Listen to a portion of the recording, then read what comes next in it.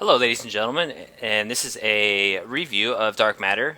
This is a review covering, well, the game and kind of all the craziness that is sort of going on in the media about it, and sort of how they uh, supposedly released an unfinished game, and I'm gonna explain why, and I'm gonna explain the positives and negatives about the game. I had done a full Let's Play of this game. You can find that. I'll put an annotation, and and my final episode of this Let's Play was a shock to me and apparently hundreds of thousands of other people. So yeah, Let's Play is a game by Interwave, which is an indie developer that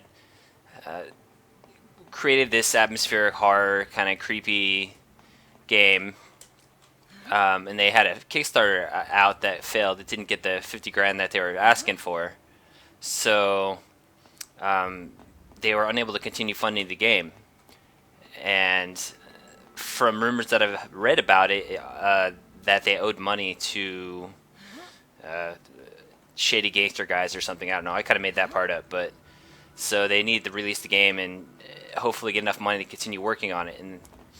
And so what we get is a pretty good game for a while, and then all of a sudden you see these little bits and pieces of bugs here and there. Nothing that's too unforgivable. Stuff that could be easily patched later. Um, but then you get to what seems like the where it's going to start wrapping up and explaining some of the things that they're talking about in the game. This whole plot about like parasites, or a crew of a spaceship crashing, or not crashing, but finding some kind of angels in space. Is sort of what they're kind of calling it.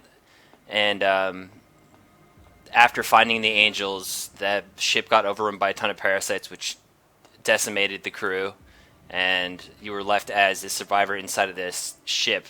You and a AI, a very dramatic AI. It's kind of funny sometimes. um, who is very lonely. He needs somebody to talk to, and that's why he um, took you out of cryosleep. And that's literally what it is. He was lonely, so he felt he needed to talk to somebody. Um, the plot and the atmosphere is really damn good. They did very well with the camera effects and the plot, it was very gripping. There's a lot of games that don't have really great plot but have fun gameplay. This is sort of more uh, real good plot, but the gameplay is kind of okay. There were a few times when I actually was fearful about my character's life and actually did a few yelps and stuff. And games really, it's really hard for a game to do that to me. Um, so that's what kept me going. That and the plot.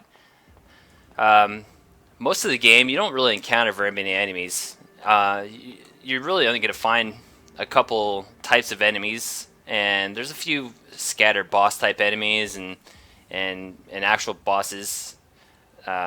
Kind of, you could consider them boss fights, but really, there's only like 6 or 7 enemies that you fight, and most of the time, you only fight like 2 or 3 of those 6 enemies. Um, And yeah, so there's a couple weapons that you can use to kill enemies. The weapon variety is pretty weak. There's only 4 weapons, and it's okay. It's again, this game is more about the plot than the combat. It's more of an interactive. I don't want to call it interactive story because it's not an interactive story, but it has a really good plot. So you're not really getting the equipment isn't really that big of a deal. Um, there are different ammo types that they tried to implement in the game, to make like certain enemies stronger against certain weapons and stuff. But the ammo types really don't help at all against most enemies, even the ones that are supposed to be weak against those ammo types. Really, there's just a few doors, kind of Metroid-y doors, where you have to have a certain weapon to get through, kind of like super missiles or something.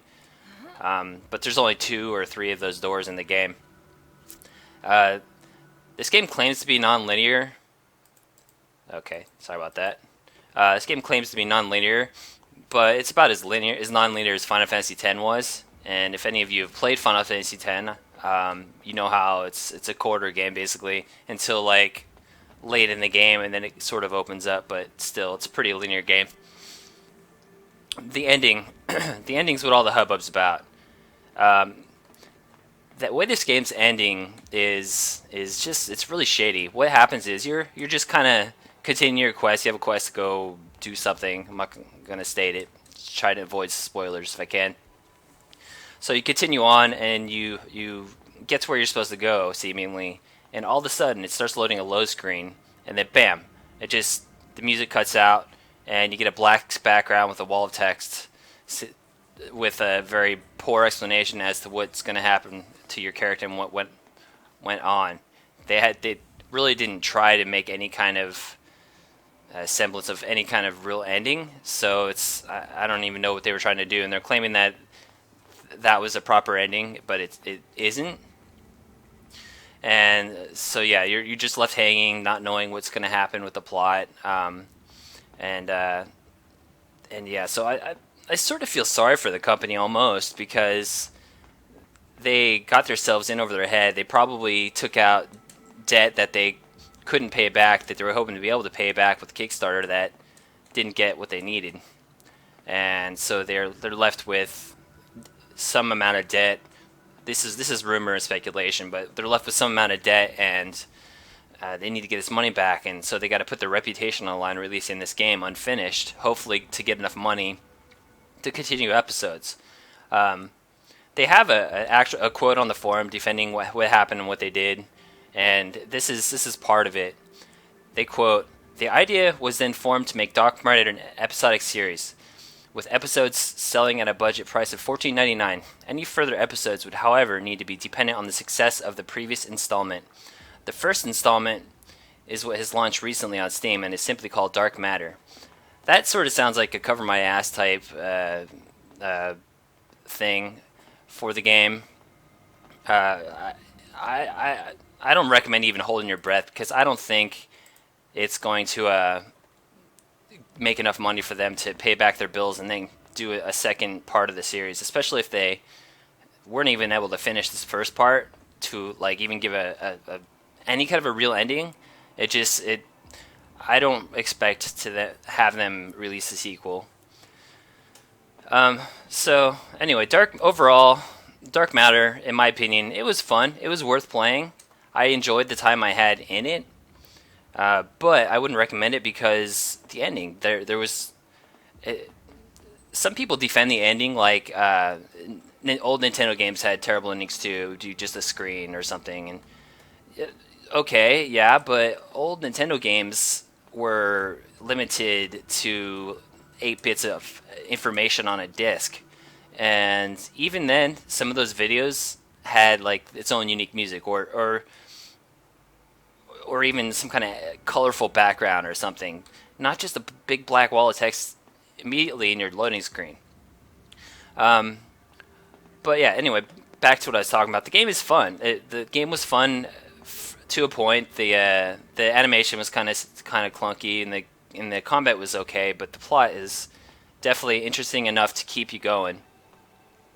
If this game ever like gets like free to play or something, or the company goes under and ends up like becoming freeware, I'd recommend trying it, but I don't recommend buying it for $15.99. It might even be worth like a couple bucks if it goes down to like super low price.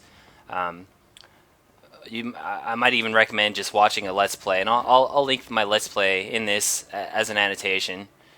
So yeah, that was my review of Let's Play. I did play this entire game, so I kind of have an idea of the quality of it.